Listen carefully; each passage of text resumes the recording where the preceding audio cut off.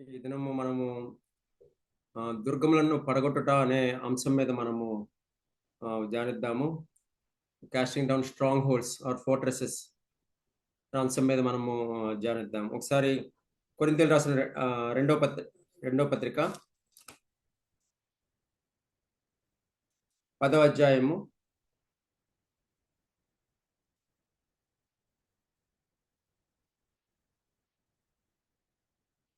4వ వచనము. మా యుద్ధోపకరణములు శరీర సంబంధమైనవి కావు గాని దేవుని ఎదుట దుర్గములను పడద్రోయజాలినంత బలం కలవై ఉన్నవి. మేము 5వ వచనము, మేము వితర్కములను దేవుని గురించిన జ్ఞానం అడ్డగించి ప్రతి ఆటంకమును పడద్రోసి ప్రతి ఆలోచనను క్రీస్తుకు లోబడ్డట్టు చెరపట్టి అని ఇక్కడ రాయబడి ఉంది. ఇక్కడ 4వ వచనంలో మా యుద్ధోపకరణములు శరీర సంబంధమైనవి కావు గాని దేవుని ఎదుట దుర్గములను పడద్రోయజాలినంత బలం కలవై ఉన్నవి.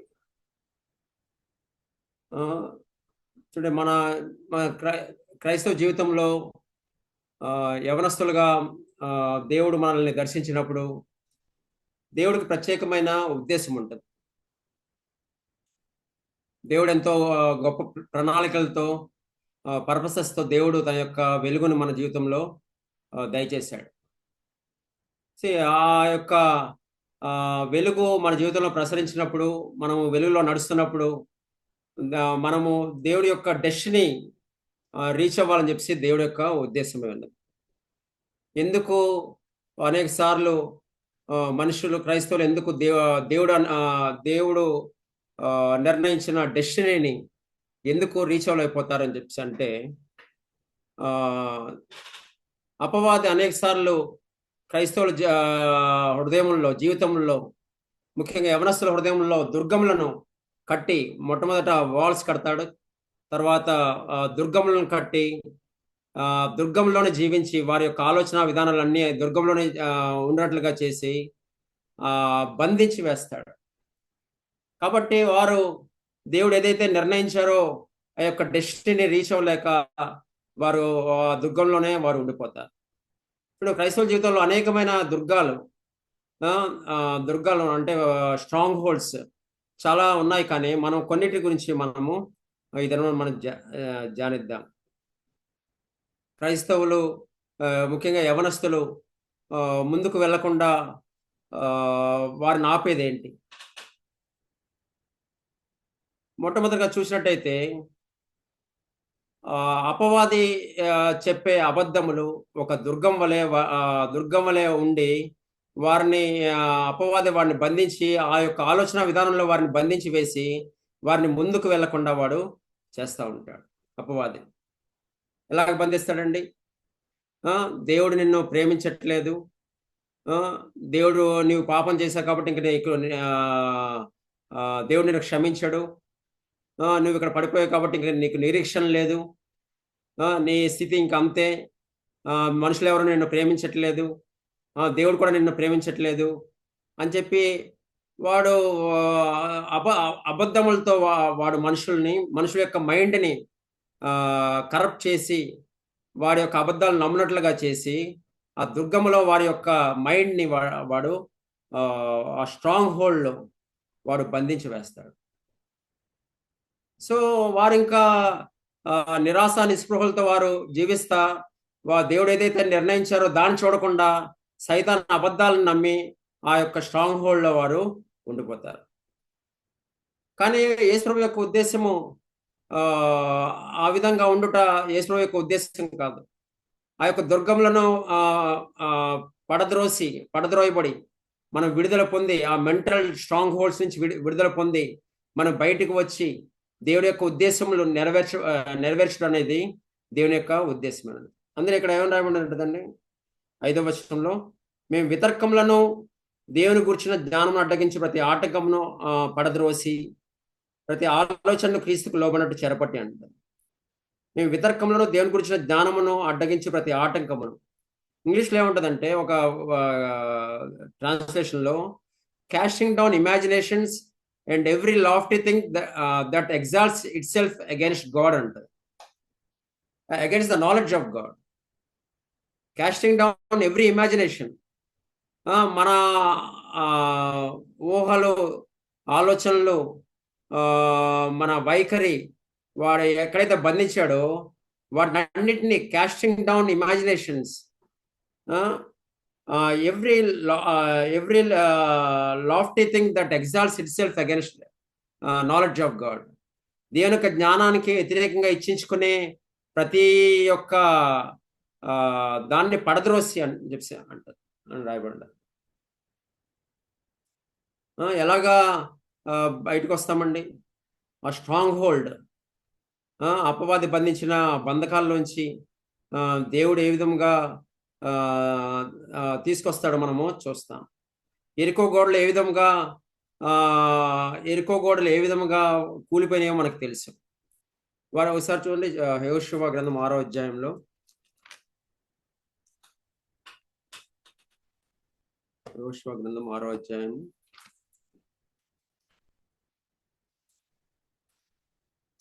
ఇక్కడ దేవుడు యెహోషువకి ఏం చెప్తాడంటే, నేను నీకు 6వ అధ్యాయంలో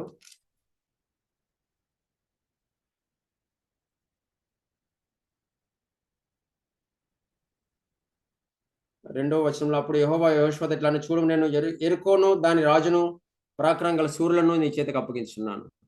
మీరందరూ యుద్ధ సన్నద్ధులై పట్టణంను ఆవరించి ఒక మారు దాని చుట్టూ తిరగవలను. అలాగ 6 దినములు చేయిచు రావాలను.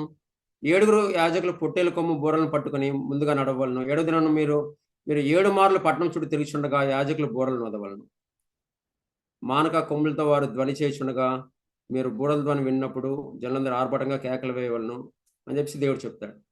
20వ వచనంలో తర్వాత మీరు చదివితే తర్వాత చదవచ్చు మీరు. 20వ వచనంలో, యాజకులు బూరలు ఊదగా ప్రజలు కేకలు వేసిరి. ఆ బూరల ధ్వని విన్నప్పుడు ప్రజలు ఆర్భాటముగా కేకలు వేయగా ప్రాకారము కూలింది. ప్రజలందరూ తమ ఎదుటికి చక్కగా పట్టణ ప్రకారం ఎక్కి పట్టణంను పట్టుకుంది.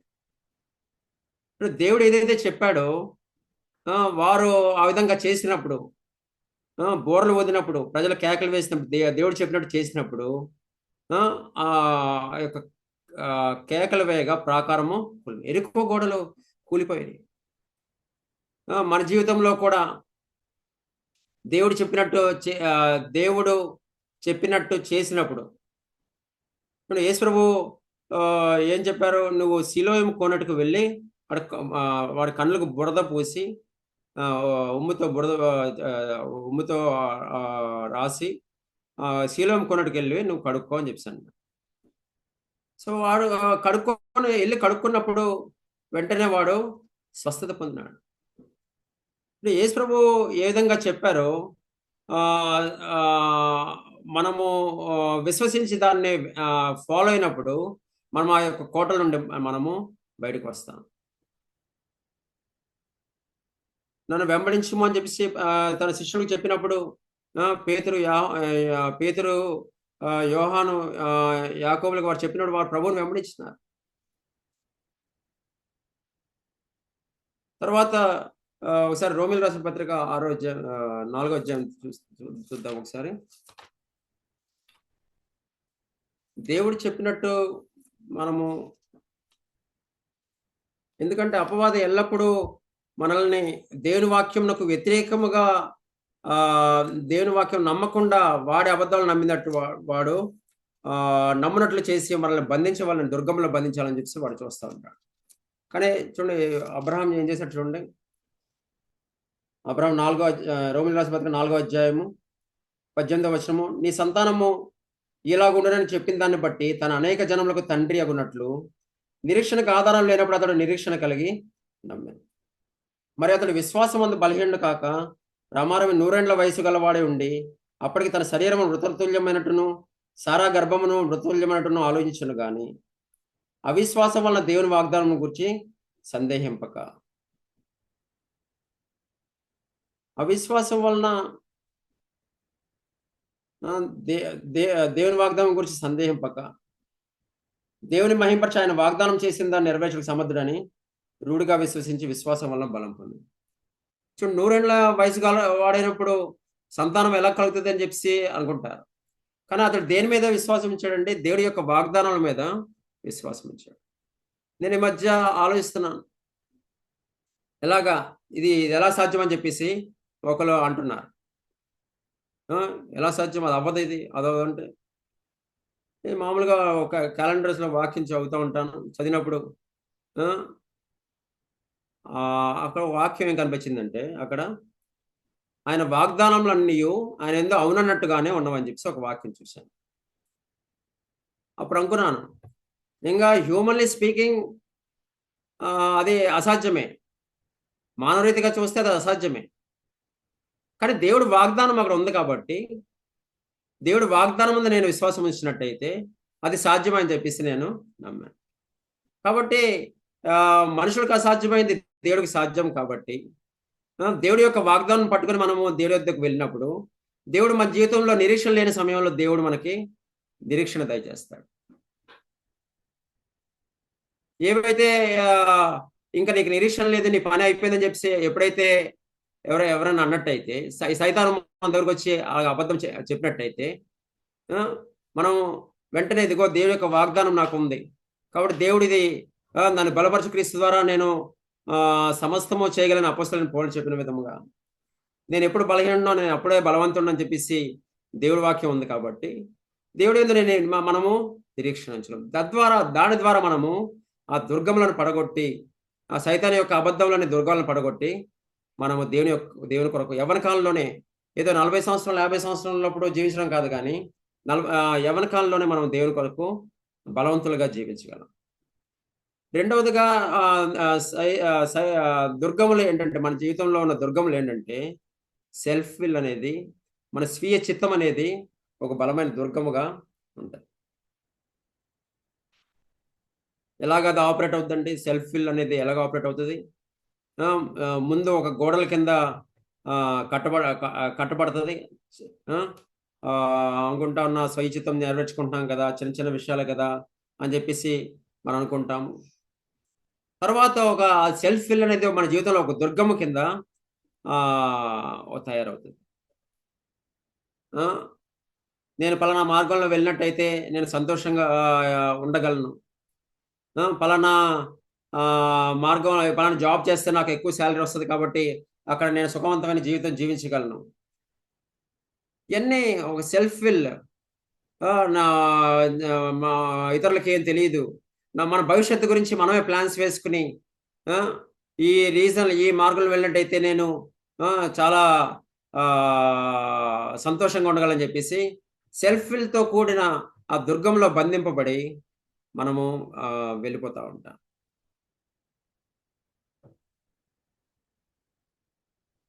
చూడండి.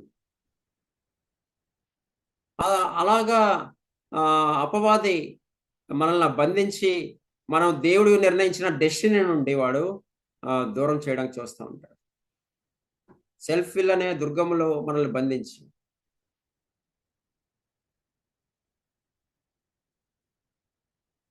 కాబట్టి ఆహ్, చూడండి ఒకసారి ఆహ్, ఆహ్, దాన్ని ఎలాగ మనం జయించగలము? ఫస్ట్ జాన్,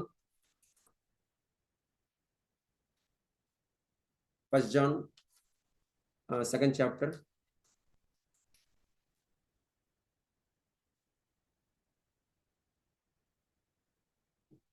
యెవన రెండో అధ్యాయము 14వ వచనము. మీరు తండ్రిని ఎరిగియున్నారు గనుక మీకు రాయుచున్నాను.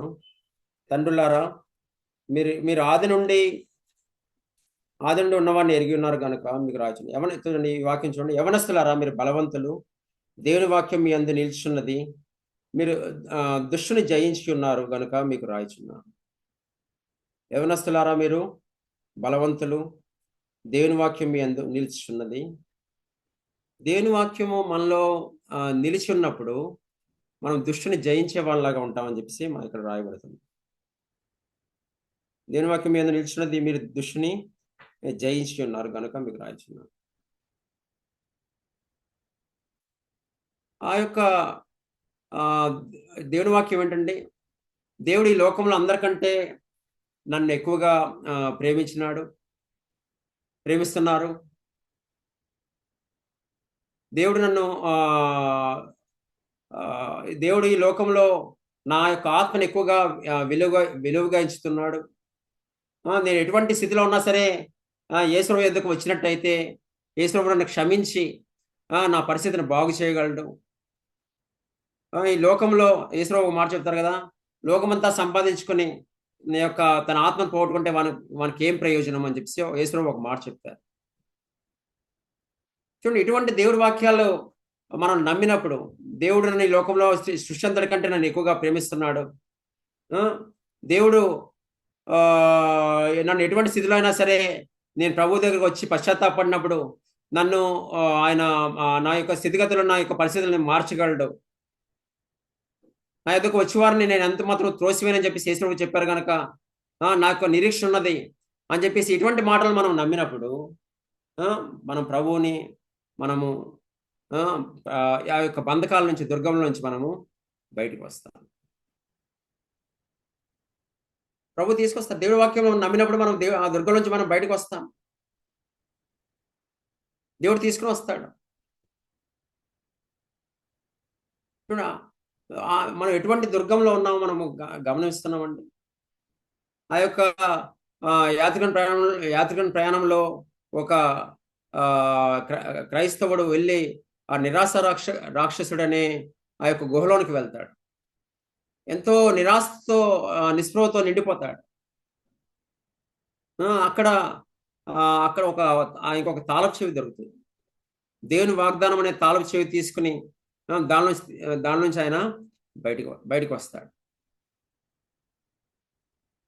సో మన జీవితంలో కూడా దేవుని వాగ్దానాలను పట్టుకుని దేవుని యొక్క వాక్యాన్ని పట్టుకుని దేవుడు పట్టుకున్నప్పుడు దేవుడు మనల్ని వాటిలోంచి బయటికి తీసుకుని వస్తాడు. దేవుని వాక్యం మీ అందరు నిల్చున్నది, మీరు దుష్టుని జయించున్నారు కనుక మీకు రాయిచున్నాను. దేవుని వాక్యం ఎంతగా మనం దేవుని వాక్యంతో మన హృదయం నింపుకుంటున్నాం.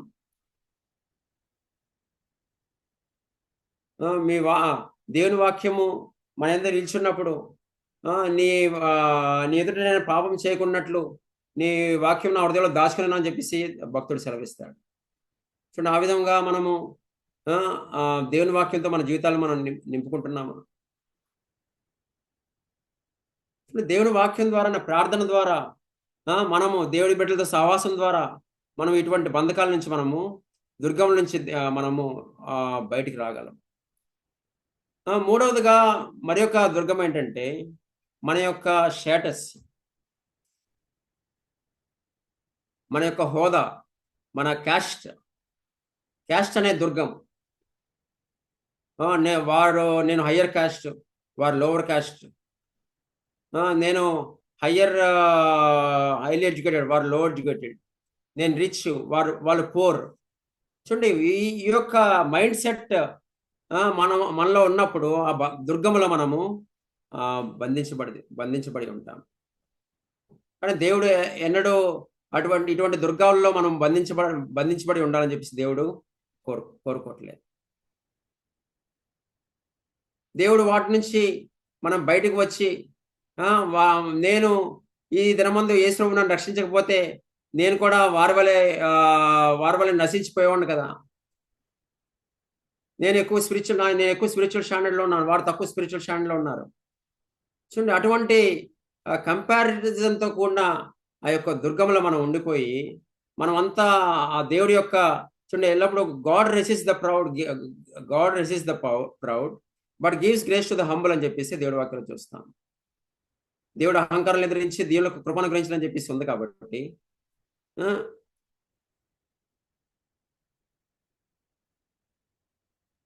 మనము ఎంతగా మనం తగ్గించుకుంటామో దేవుడు మనల్ని అంతగా, యవ్వన కాలంలో మనం ఎంతగా తగ్గించుకుంటామో దేవుడు మనల్ని అంతగా హెచ్చిస్తాడు. సో ఒకసారి ఎఫెసీయులకు రాసిన పత్రిక చూద్దాము.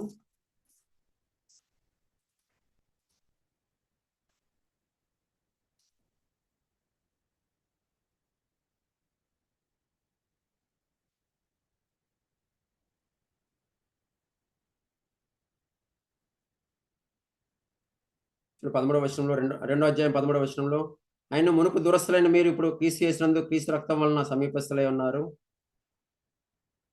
ఆ! మనం దేవుడికి దూరంగా ఉన్నప్పుడు క్రీస్తు యేసు వలన మనం ఇప్పుడు సమీపస్తులుగా ఉన్నాము. ఆయన మన సమాధానమై ఉండి మీకును, మాకును ఉండిన ద్వేషముననగా విధిరూపం గల ఆజ్ఞలు గల ధర్మశాస్త్రం తన శరీరం మీద కొట్టివేయు చేత మధ్యగోడను పడగొట్టి మన ఉభయులను ఏకం చేసెను. ఇట్లు సంధి చేయుచు ఈ ఇద్దరిని తన యందు ఒక్క నూతన పురుషుడిగా సృష్టించి, తన సిలువ వలన ఆ ద్వేషమును సంహరించి దాని ద్వారా వీరిద్దరిని ఏక శరీరంగా చేసి, దేవునితో సమాధానపరచవలనని ఇలాగ చేశాను గనుక ఆయనయే మనకు సమాధానకర్తడై ఉన్నాడు. యేసు ప్రభు సిలువలో చేసిన కార్యం ద్వారా ఆ! ఇతరులకు మనం ఎవరైతే సెపరేట్ చేసుకుంటున్నామో, నేను గొప్ప, వారు తక్కువ, లేపోతే ఆ యొక్క మధ్య గోడను పడగొట్టి ఆ! వారిద్దరిని మనిద్దరిని వారు దేవుడు యేసు ప్రభు ఏం చేశాడంటే ఏకం చేశారు. మధ్య గోడను పడగొట్టి వీరిద్దరిని ఏక శరీరంగా చేసి, దేవునితో సమాధాన పరచవాలని ఇలాగ చేశాను గనక ఆయనయే మనకు సమాధాన కారకుడై ఉన్నాడు. ఇప్పుడు మనం ఎంతగా సిలువ వైపు చూస్తామో, యేసు యొక్క సిలువ వైపు చూస్తామో, సిలువను ధ్యానిస్తా ఉంటామో, ఆయన ఏ విధముగా మన కొరకు ఆయన నేరస్తులలో ఒకడిగా ఎంచబడినాడు. ఆ! మనల్ని రక్షించడానికి, విమోచించడానికి ఆయన పాపుల స్నేహితుడుగా ఆయన మారిపోయినాడు. పాపుల స్నేహితుడుగా. పరలోకంలో పరిశుద్ధమైన పరలోకంలో ఉండవలసిన యేసు ప్రభు మనల్ని విమోచించడానికి ఈ లోకంలోనికి వచ్చి పాపుల మధ్య ఆయన జీవించినారు. నా కొరకు కదా ప్రభువా మీరు వచ్చి ఇటువంటి పాపభూషితమైన ఈ లోకంలో జీవించినారు. కాబట్టి ప్రభువా మీరు నన్ను ఏ విధంగా ప్రేమించారో నేను కూడా ప్రభువా ఇతరులను కూడా ఆ విధంగానే నేను ప్రేమిస్తాను ప్రభువా. నేను వారికంటే తక్కువగా ఎంచుకుంటాను కానీ ప్రభువా నన్ను ఎవరిపైన నేను హెచ్చించుకోను ప్రభువా. అని చెప్పేసి మనం అటువంటి దృక్పథంతో జీవించినప్పుడు, దృక్పథం కలిగి ఉన్నప్పుడు మన ఆ యొక్క దుర్గముల నుంచి బయటికి వస్తాం.